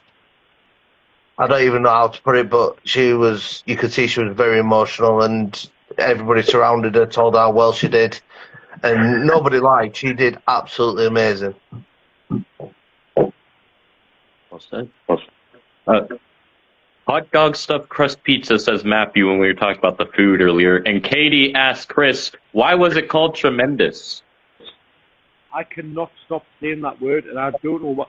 I watch a lot of podcasts, and one of my favorite podcasts is run by Joey Diaz, and it's a word he uses, and I started using it, and I use it specifically at training. If something's good, tremendous. If it's terrible, it was shite. I like that. So we have a suggestion for the next show name, says Matthew. Next show in honor of Peter. UWA. Okay. I like it. Welcome, John Knight. Angela says, Chris, you should fight Dolly. XXXXX. I don't have enough in me for that. She would butcher me. I'm a big guy, but she would butcher me. I don't think I want to go against Dolly either. Oh, so you guys don't want to face her? I think Dolly would kill me. What about you, Lucian? You want to face Dolly? I'm down for anything. Oh. Well, you heard it right there. Book it, Titch, book it. I think Titch is gonna like rewatch this, and he's like, you know what? We're gonna book this. That cage match we talked about earlier. We're gonna book this. No. Rico stated Lottie gonna be a future star for sure, and Katie said Lottie is an amazing up and coming talent and will do amazing things, as will Dolly. Very much agreed. Yeah, I agree. And you guys had your first title match in what it looks like that I can see on my end was the only title matchup of the night for the UWA Tag Team Championships. Friends versus Hex and the Polish Party Prince Jakob, where Friends walked away victorious. You want to talk to us about where this match came about, what you thought about it, Lockdown? Well, the Friends have always been friends of ours. You know, we've grown, all of us have grown a very big relationship with these guys. And when I reached out, we asked them, you know, hey, we've got to put a tag team together. You know, would you be up for going against these guys? And I mean, originally we did have another tag team that we was going to use, but as we've stated with them, they know that they just didn't gel very well. So it's funny. It's quite funny. Me, Lucian, and Chris was all sat at training. We're having a 5-10 minute breather. And Hex and the Polish Party Prince were just going through a quick practice mess around match. And we all said, literally every single one of us all said at the same time, "Oh my God, they are gelling. Where's this been?" That's when myself, Lucian, and Cannon were like, and Mr. Gold as well. We were all like, right, we need to put these guys together. So we're gonna be seeing more of them team up in the future. That's them teamed up. Put the Polish Party Prince and Hex. They are now teamed up. Okay. So yeah, and they work really well together. It's amazing to hear. Chris, you want to talk on this match? Oh yes. The thing, Jakob has what we call in this industry it. Jakob has it, and I would put my arse on it. If Jakob does not end up with a USA contract, I'd be shocked. He's got the body, he's got the look, he's a fantastic talent, he's an incredible wrestler, incredible lad, really nice kid. His tag team partner Hex, in my opinion, needs to establish his own identity as a character. But for in-ring talent, unbelievable. Unbelievable. Well said. Lucian? I heard the match, but I didn't see it because at this point I was, for lack of a better term, painting my face. It takes me a while to sort of get my head in that zone. So, unfortunately, I didn't see the match.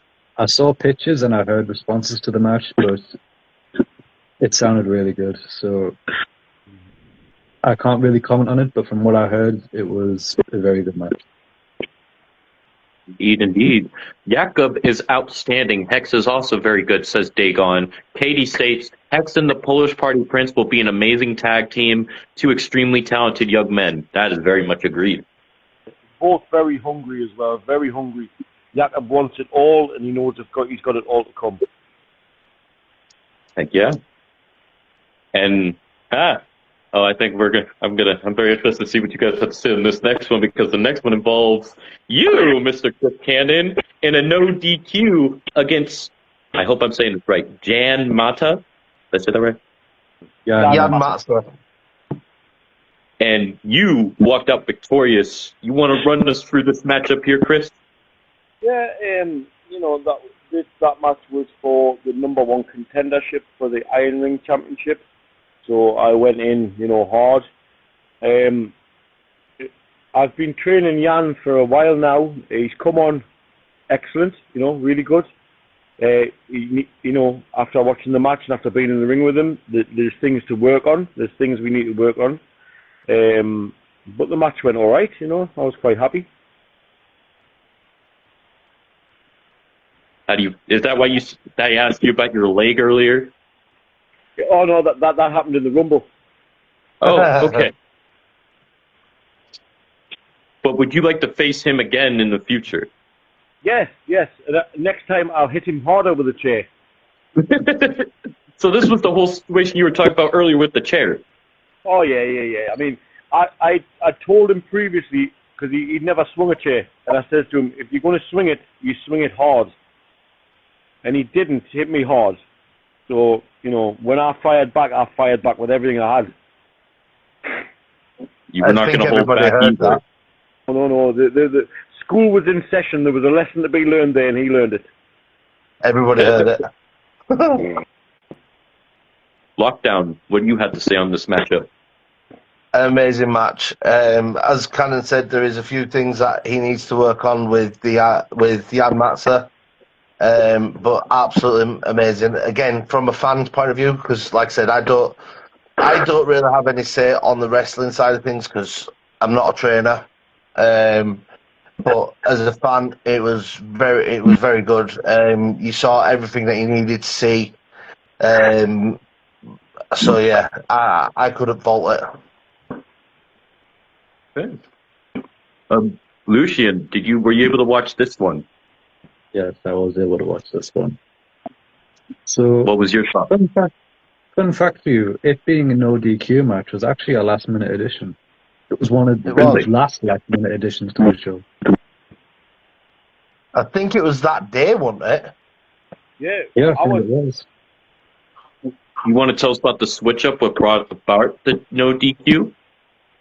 It was simply just to up the stakes for it a little bit, and for something that is planned this show, it was in the hopes of having a certain match for Mark Mayhem just make a bit more sense as to why they were paired together.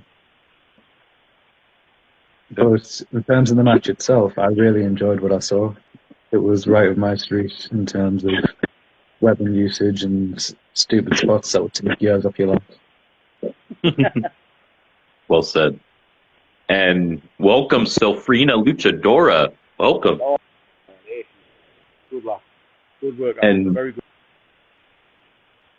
Yes, indeed. And you, Lucian, you talked about weapons, and you were involved in a hardcore match literally right after that one with Bjorn, and you walked out victorious. You want to walk us through that? Something spotty. As said much earlier, I love, in terms of wrestling matches, the ones that got me into them were weapons matches and extreme rules and hardcore matches. In my room, I own a Combat Zone Wrestling DVD from 2007, I think it was, back when John Moxley was sort of becoming a more nation-known name. So I take a lot of inspiration from him in terms of what got me into this. But the match itself, I was very blessed to be paired up with Bjorn. Bjorn's an excellent wrestler and an even better guy. So to have the chance to wrestle him in a match I was on the verge of happy tears. It was something I'd really wanted to do in a form of promotion, but never had the chance to. So to have it be my first one here was beyond amazing. Great to hear. Lockdown, what do you have to say on this matchup?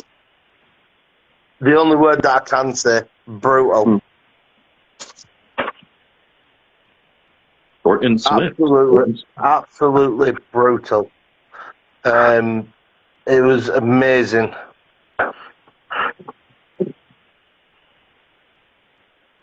Chris? Yeah, fantastic match. That's why we put them two together. You know, Bjorn's an experienced guy, good guy to have around, good guy to have in the locker room, good genuine fella. You know, his match with Lucien was fantastic. Lucien done everything he said he was going to do and come out with the win, which means he's in trouble in the next show.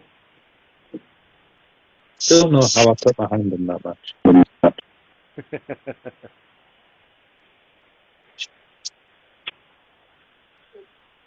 And next up for you guys was, I would imagine you all were involved in the Rumble, correct? Oh, yes. Yeah. And Bjorn won it all, but do you guys want to tell us moments in there that really captured you and times that you guys were a part of it? We'll go around the room here, starting with Chris. I lasted 41 minutes in the Rumble.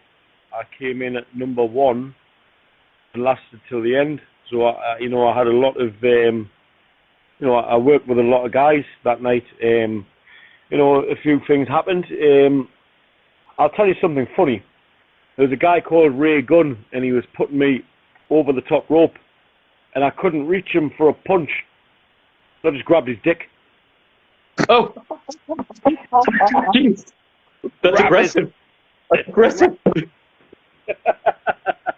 You know, fantastic. It was good. It was a good Rumble. I was absolutely destroyed after it. You know, my body can't take anything like that no more, and I shouldn't have done it.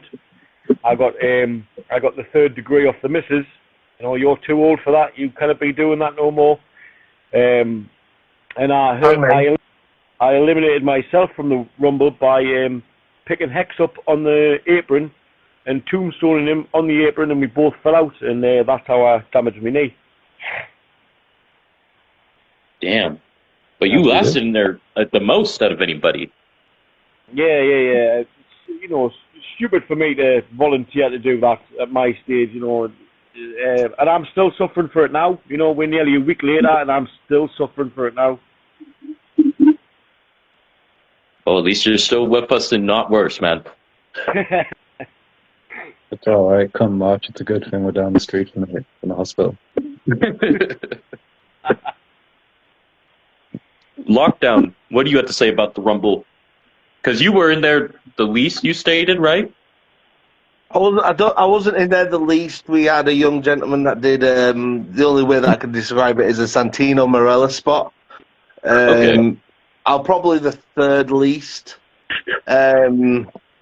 My favourite bit was to do the chop off a little bit with Bjorn, where Bjorn gave me a couple of chops and I hit him with a double chop and dropped him. That was really nice to see. And then the lovely Pringles tin spot where I got hit twice in the head with a Pringles tin, as somebody just reminded me a minute ago. It was quite funny because, so if I remember rightly, seeing from the footage, because I could not remember for the life of me. So Sterling threw the Pringles tin at my head and it bounced off towards Gasman, and I believe Gasman threw the Pringles tin back at Sterling and pointed at Sterling, and he threw it back at me again. So it's like a back and forth. Yeah, and then that way, then I eliminated myself by climbing over the rope and chasing after him. And then, if I remember rightly, once he got back into the ring, I think my good friend Cannon eliminated him for me, and he dropped right in front of me, which was nice. I did. I'd had enough of this shit. Yeah. He's like, I'm trying to give you assistance. Beat the crap out of him. Yeah. But he didn't go without getting a laugh out of us all, because he did do something which nearly, I think every single person in the ring nearly burst out laughing at.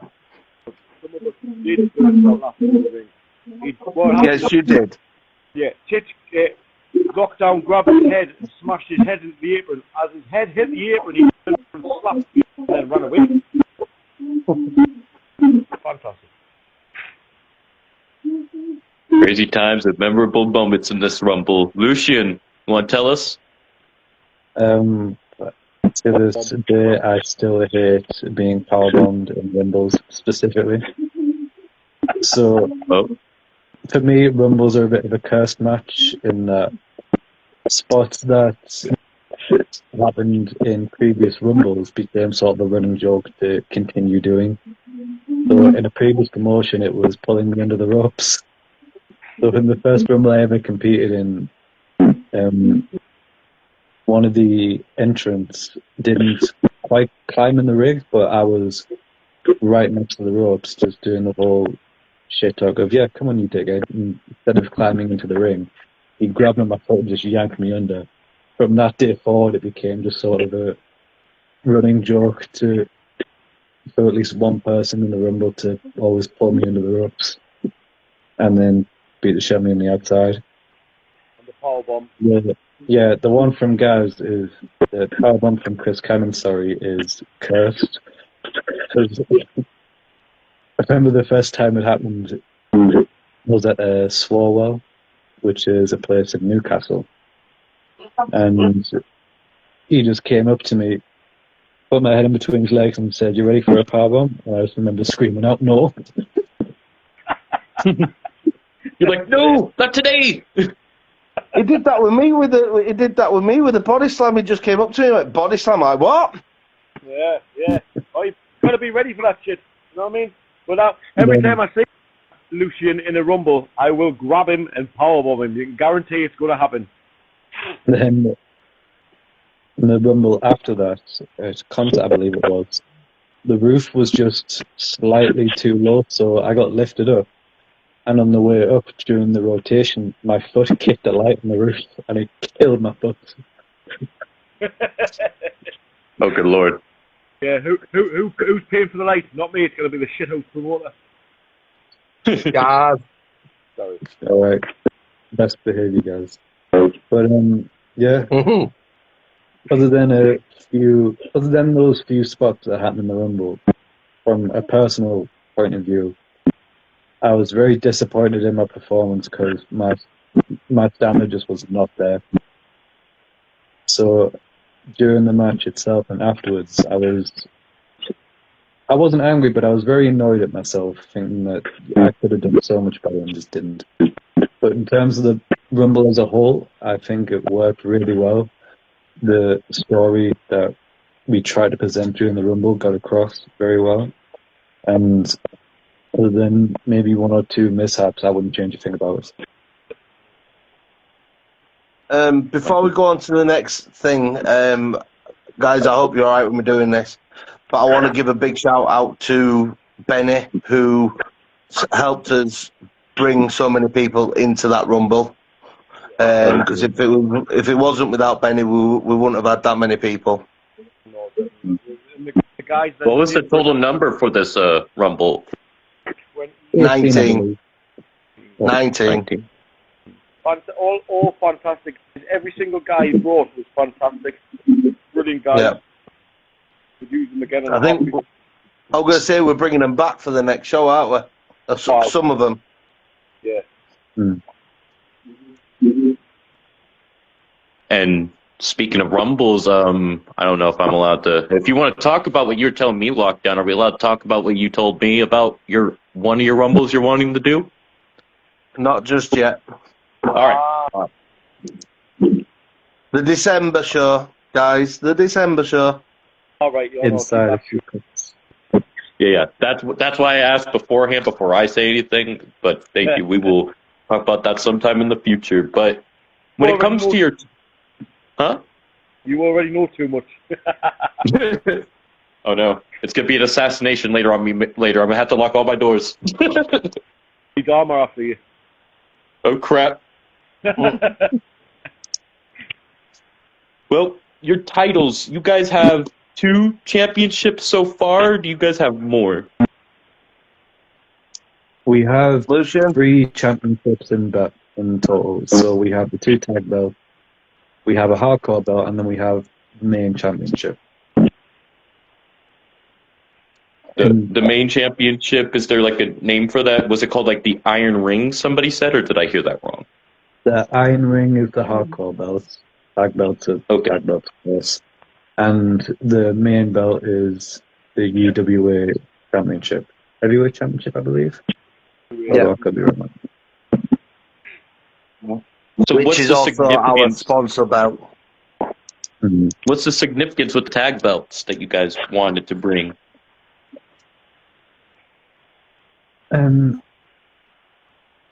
Putting the belts on the Friends was, I think I speak for all three of us. We have a lot of respect for the Friends, and we trust that the belts will be taken care of and given a good first run. Yeah. Or if the belts come off them, we might stay on them. Or the hope was that with at least the Friends winning the tag belts, they'll be able to establish a good prestige with them. Like, they'll make the belts something that people would want to work towards or want to win at some point down the line. Okay. Well said. Would anybody else like to elaborate on the tag belts like you did? Nah. Lockdown. What was that? Would anybody else like to elaborate on the tag belts, or did Lucian kind of give us all what we need to know on them? Lucian, Yeah, he gave you everything you need to know. yeah, he's spot on. Like the fact that we made sure it was the Friends that day, because they're very trustworthy lads, and nobody works harder than Benny. Benny's a fantastic guy. Benny's not getting it. Katie just shouted out Benny top bloke, is what she stated. I agree Yeah, with that. definitely shout out. No, I noticed for your first show, you guys had a no DQ and a hardcore match in the Iron Ring Championship, which is your hardcore title. And we know about what Lucian, we know he likes the hardcore style. Chris, how do you feel about having a title of this caliber and you're being the number one contender for it? Well, even at this stage of my career, I'm still up for a challenge.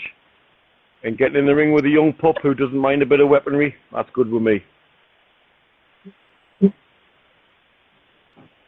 Well You know said. you're going to regret it afterwards. Oh, mate, I'm regretting it now.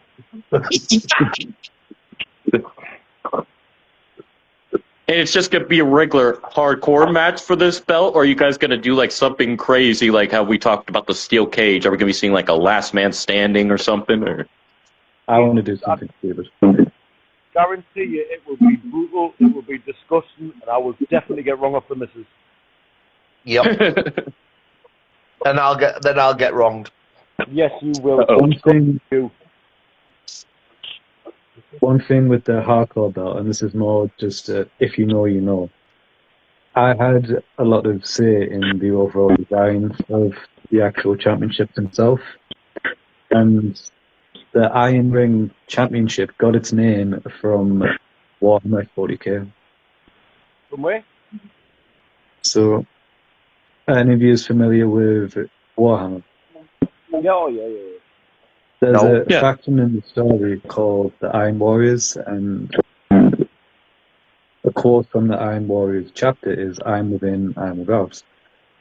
To me, that summed up the idea of hardcore matches perfectly.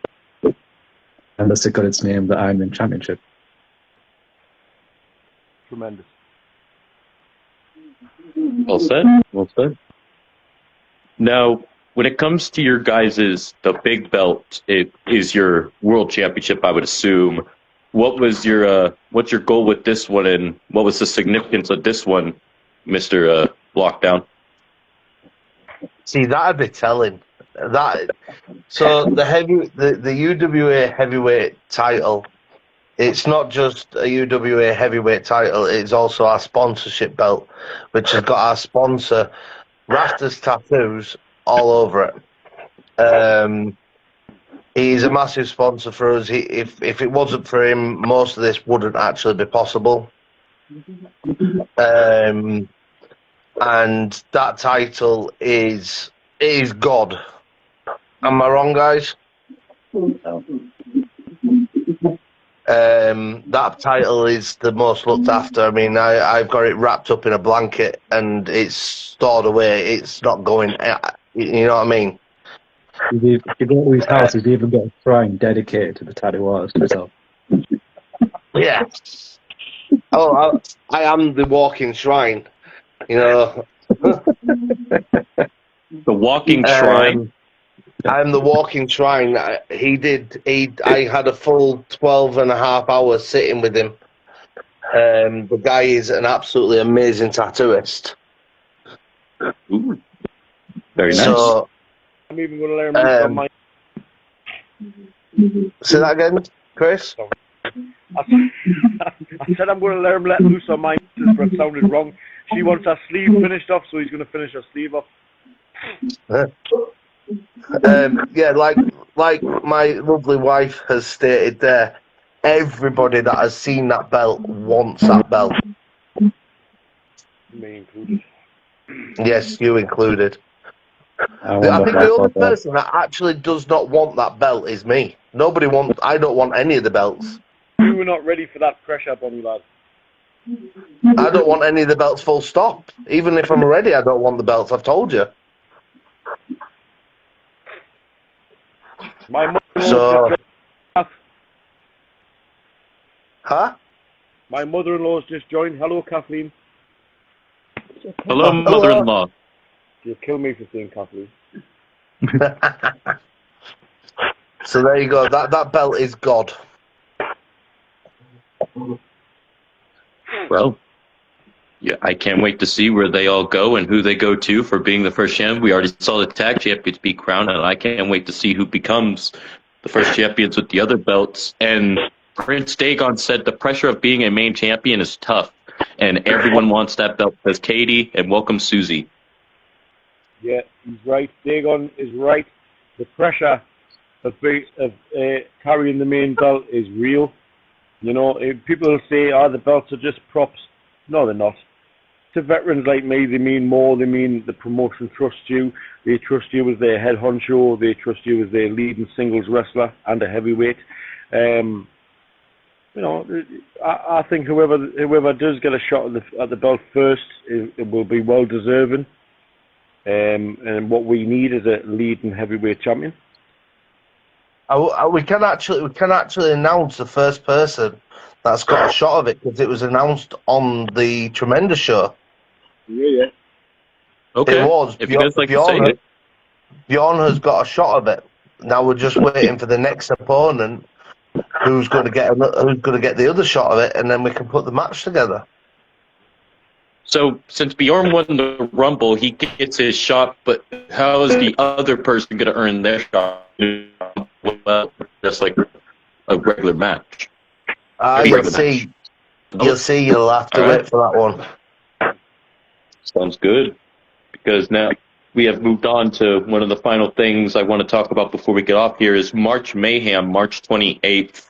And I can expect there to be a lot of mayhem coming. Like, what do you guys see for this being in the, like, what do you guys want to see at this, or anybody you guys would like to see at this? We'll start with Mr. Lucian.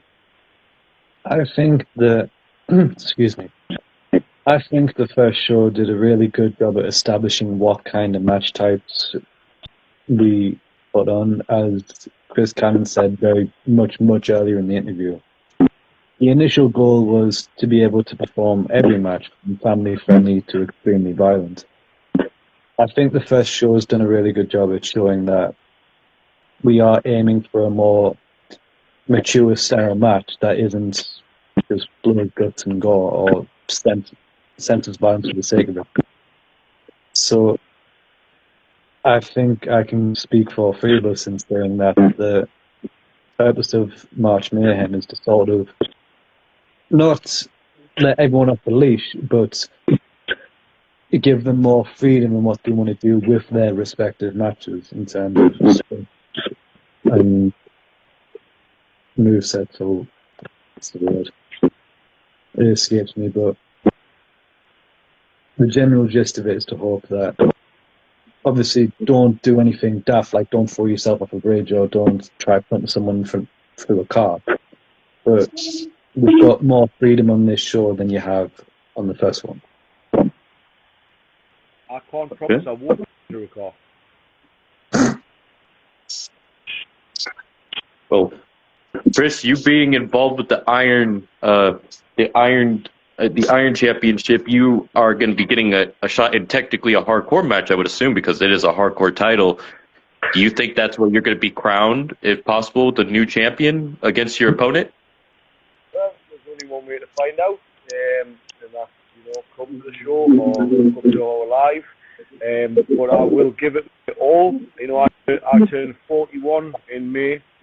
And I've been doing this a long time, but if this is my chance to prove I can still do this and I still belong in a top spot. Heck yeah. And this is March 28th. Mr. Lockdown, what do you want to see here, and what was the reasoning for this chosen date?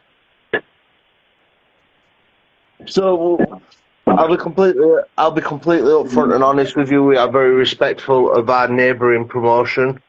Our neighbouring promotion, majority of their shows are always going to be a week before ours, and we've worked it out so that we're never going to have that conflict.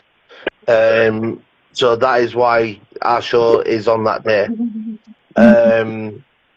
From this show, I want to see absolute mayhem. That is why it is called Mayhem.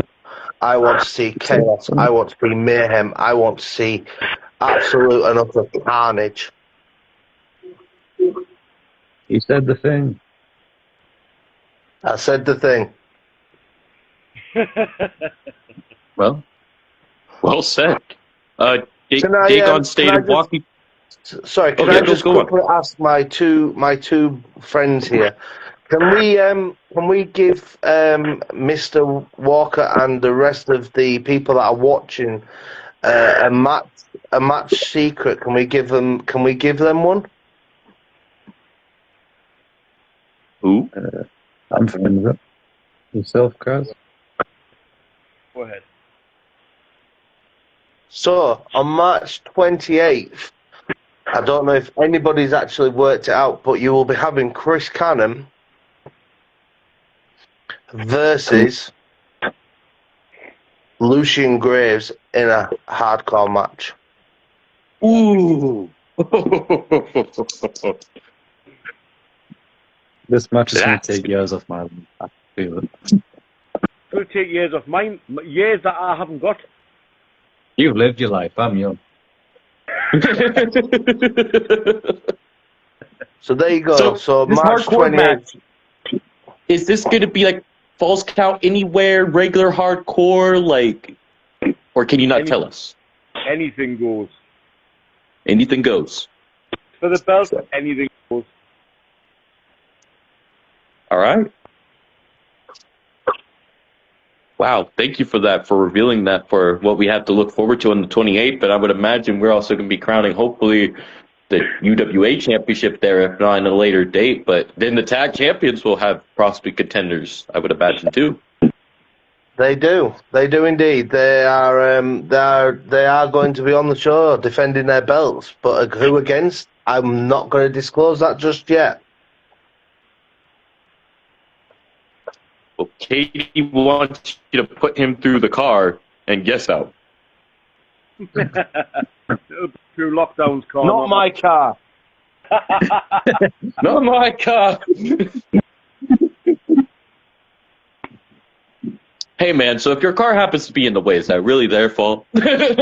Yes. Personally, I say no. I'm not even. I don't think I'll be able to drive afterwards. There's I a will kebab say shop there's right always next to been. it. Sorry, there has always been a match dream that I'd love to see, and that would be a match in a scrapyard. Ooh. I would love to see that. You leave that to the other donkey.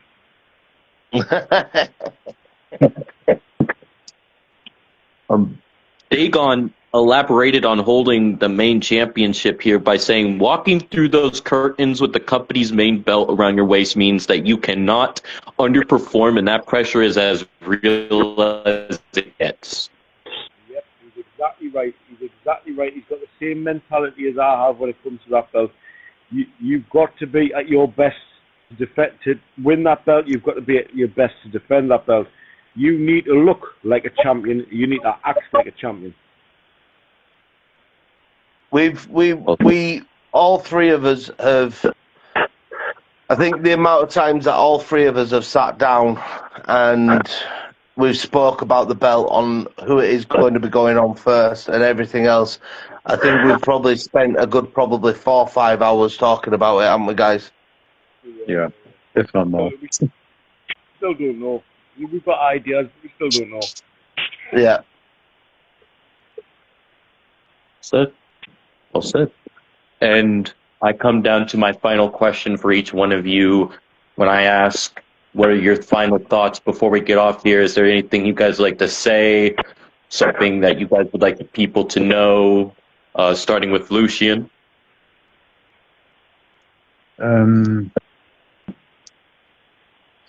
If the rest of management allows me to, I intend on doing very stupid shit on the next show that will take years off my life. Well said. Chris? I would like to thank our fans. I'd like to thank everybody who attended the show. I would like to thank everybody that's attended this show. I would like to thank our support from the IWF. Dagon, me and Dagon talk a lot. I appreciate the friendship. I know we started off on the wrong foot, which was, other people's doing, not mine. But I'm glad we sorted that out. We are, our class Dagon is a good friend of mine now. At this stage in my career, it's not who's next. It's like, who can look after us, and I need to be careful. But I want to thank Lucian. I want to thank Lockdown for their support. I want to thank personally my partner Kirsty for always pushing me further, for always making sure you're not too old. Get yourself to the gym. You're ready. Her ongoing support and her love is what pushes me through to keep going, and I'll keep going until I can't go any longer. Lockdown? Basically, all the thanks that Chris gave there. Also, the big shout out to Mr. Gold, to Raffles Tattoos, to the Irish lads. Again with IWF, that when we approached them when we were starting up, they told us, that it's going to be hard. They told us the ins, the outs. We followed their instruction. And I will say, yeah, Kate just said there, I actually heard Kirsty then in the background actually saying something then to correct Mr. Chris Cannon before he actually said it. So, yeah. Mate, that's why she's so important, because my mouth will get me into trouble, and she stopped that. Yeah. Thank you, Kirsty. Thank you, Kirsty. But yeah, no. Do you know what? It's been an absolutely amazing journey so far, and I cannot wait to see where else we can take this with the wrestling knowledge that Lucian and Chris Cannon has got, with my lovely brain that never switches off. Never switches off. Even when I'm asleep, I've had my wife telling me that I talk in my sleep when I'm talking about wrestling. I'll just go and go and go. Thank you to these guys for actually believing in me and trusting me with the things that they've put me in charge of. And yeah, let's see where we can go with it. Let's see how far we can get with it. Sorry, one more big massive shout out to the West Community Centre, because again, without them, it wouldn't have ever stood. Thank you, Steph. Thank you, Steph, because I know Steph is on here somewhere. And thank you, Brandon, for having us on here. It's been enjoyable. Yeah, thank you very much, Brandon. This is always an honor for me, because, like I said, I don't watch any other kind of like sports. I only watch pro wrestling, and I love what you guys are doing. I want you guys to continue to thrive with what you're doing. It's a true honor that you guys even gave me the time of day to come on here. You guys are always welcome on here. You guys have my support whenever you guys need it. I'll do what I can to help out, promote your stuff for you. And everybody, please go check out March 28th. Trying to get my words together. UWA March Mayhem, where you just heard it. We have a hardcore match between Lucian and Chris Cannon to crown the first Iron Champion, which should be a banger. And thank you all for coming on and joining me with this. This was Chris Cannon. This was Lockdown. This was Lucian Graves. I am your host, Mr. Walker. I do hope everybody has a great day, good night, good morning, good evening, good afternoon, wherever y'all may be. Peace out. Bye bye. It's been a pleasure. Thank you.